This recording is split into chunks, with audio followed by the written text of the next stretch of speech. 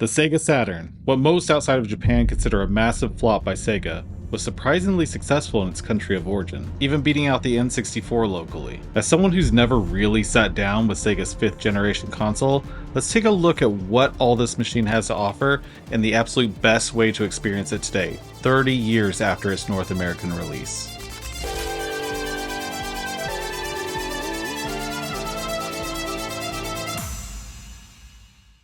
So I never really got to experience a Sega Saturn in the 90s because while I loved my Sega Genesis for years and years and years, I went Team Sony and was won over by the PlayStation for the 5th generation console. And that was the time where you picked one platform and you stuck to it for that generation. Believe it or not, it was the game that sold me on the PlayStation was Battle Arena Toshinden in all of its 12 frames per second glory. As it turns out, it came out on the Saturn also. But I was always intrigued by the Saturn. It was always this mysterious console that I never got to experience because none of my friends had Saturns either. Now, the release was infamously head-scratching, literally shadow-dropping the console in May of 1995 at the very first E3 convention. Now, of course, there are lots of reasons why the Sega Saturn did not fare well in North America specifically, one being the $400 price tag, which was $100 more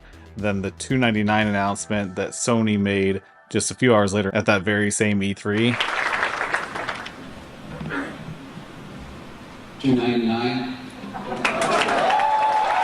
A canceled Sonic game, which left a giant first-party hole in the Saturn's launch. And frankly, that shadow drop, which caught everyone off guard, including retailers, developers, the customers. No one was expecting this. And so there were only, I think, about a dozen games that came out before the PlayStation launched later that year. And finally, the Saturn didn't have a clear message of what it was supposed to be. There was a cartridge slot that was confusing for a lot of people. It excelled at 2D graphics, but could it really have the power that the PlayStation had for 3D? I think ultimately it just left some confusion with consumers, whereas in Japan it was a console designed specifically for that Japanese market. Also, a fun fact about the Saturn is instead of triangles for polygons, the Saturn used squares. And along with the dual CPU design, I've heard that development for the Saturn was particularly more difficult than other consoles of that generation.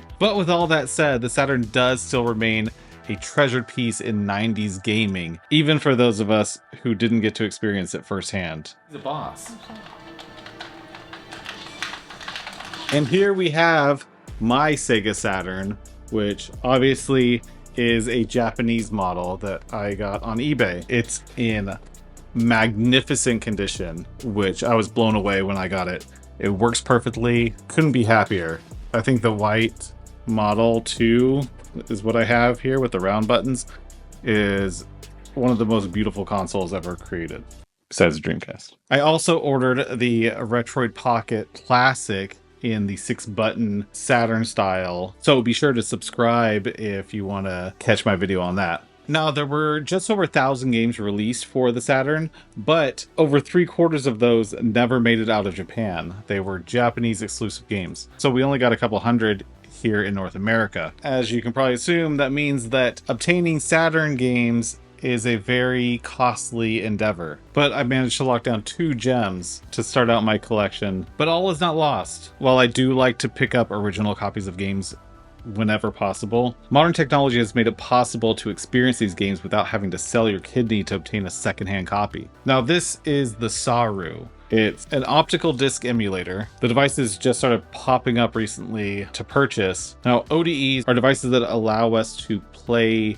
these games on original hardware without needing the original disc. You can load games onto an SD card, and then the hardware inside the ODE actually tricks your console into thinking it's reading an actual disc. I talk about what an ODE is in my Dreamcast video, which if you haven't seen, check it out.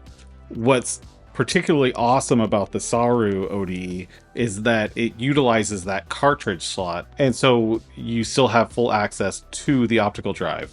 and it's kind of the best of both worlds. You do not need to modify your console at all to get this to work. With this device, I'm able to test out the entirety of the Saturn library and pick and choose which games I actually want to invest in to purchase physically. I can import Saturn games to play on my console. I can also buy North American copies because the Saroo also allows region-free disc gaming.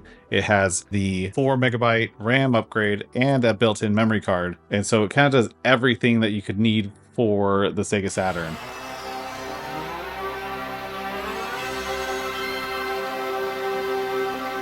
But let's talk about some games. I've been playing this thing for a few weeks now, trying to experience all the different games that I missed out on 30 years ago. And so I split my time between playing games here in New York, and the Saturn made the drive with me up to Montreal, and I played some multiplayer games with Sally, which is an absolute blast. I'm so lucky that she enjoys video games.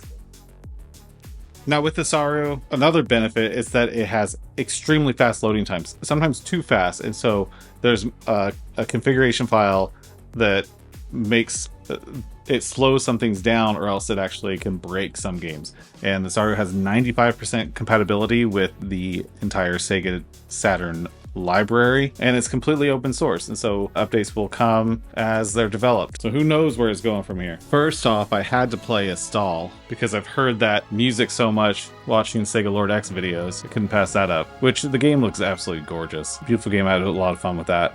Bug was recommended I play, which is a like 2.5D platformer game, and it's fine. It's not my type of game. You jump on bugs and you find your exit. It's really hard to get pretty far, and I kept turning it off, and I realized it wasn't saving. It's okay. It's an okay game to play. I gave it to my kids, and they played it for about as long as I did. Burning Rangers. This game was awesome. Beautiful game. I want to dive back into this. Kind of long tutorial. It explains how to navigate in the 3D space, but it looks really beautiful, and it's fully voice acted really well. And I ended up playing way more of this than I thought I was going to, so I'm excited to put more time into this. There's so many good fighting games for the Saturn. Dove into some Dead or Alive. Man, those jiggle physics are out of control. And also Fighting Vipers, which I remember playing in the arcade. That game's fine. I don't have the love of fighting games that I did back in the 90s, but I can appreciate how well these games were back then and continue to be. Perhaps the most fun I had was when we were playing Die Hard Arcade. Great 3D beat 'em up game. You pick up weapons, it's fast paced, you don't feel like you're doing the same thing over and over again. This is just a classic arcade beat 'em up that can't be missed. Nights into Dreams, I played a little bit, but I have a 3D control pad coming from Japan to match my other controller and the console. It's in white.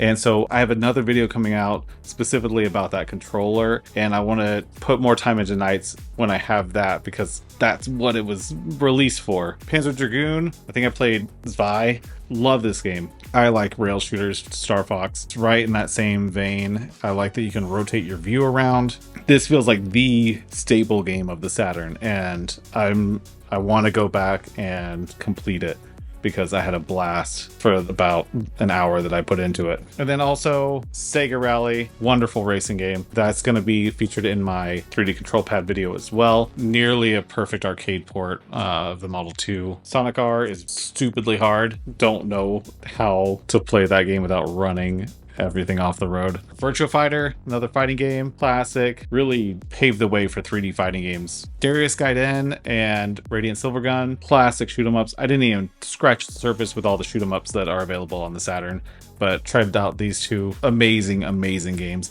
I love Ikaruga. If you like shoot 'em ups, if you like fighting games, the Saturn has you covered front to back. Also, Super Bomberman. This was fun. It's a fun co-op game that Sal and I played. Three Dirty Dwarves. That game was interesting and weird and quirky and fun. And then a game that was actually recommended by Nerdlop Gaming. I'm gonna butcher this. Shinrei Jusatsushi Taromaru.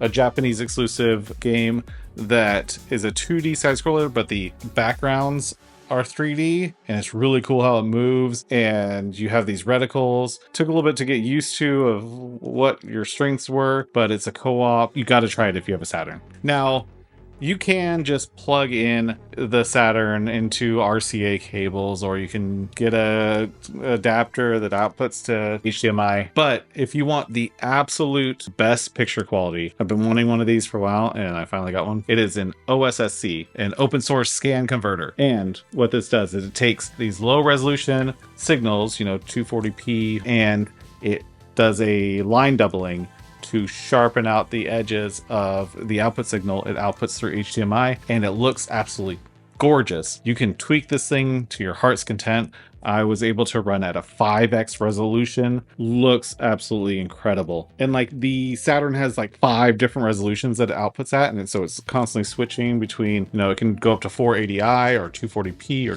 256i or something. So this handles them all perfectly. The TV just gets this nice crisp signal. And I also picked up a Saturn to SCART cable. If you don't know what a SCART cable is, it was biggest in Europe, and it's kind of like HDMI before HDMI, and it's a universal plug. The Saturn outputs RGB, which is the cleanest signal, through the SCART cable into the OSSC, outputs through HDMI, and it is beautiful.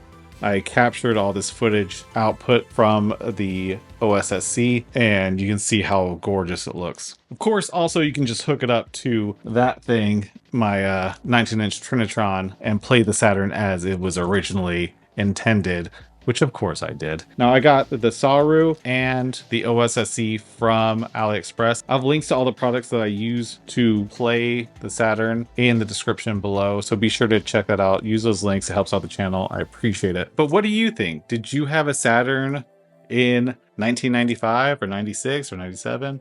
Probably not 98. What are your favorite games? What did I miss? As I continue on my journey of Saturn exploration, what game should I check out next? With this Saroo, the sky's the limit. I can play anything. I can play homebrew. So let me know in the comments below. Also, I appreciate you being here. If this is your first time, be sure to like, subscribe. We're growing this bad boy. And also, if you want to help out and support the channel, go to shop.tynology.com. It is my storefront. I have lots of new clothes, new shirts. I'm also doing custom Game Boy colors. Be sure to check it out if you're looking for a custom hand-built Game Boy Color. I'm selling those. Thanks for being here. I'll see you soon. Be sure to subscribe if you want to see more videos, and have a good week. It's finally getting hot. Whew, I'm sweating. These lights on. Cheers. Sweating, it's fucking hot.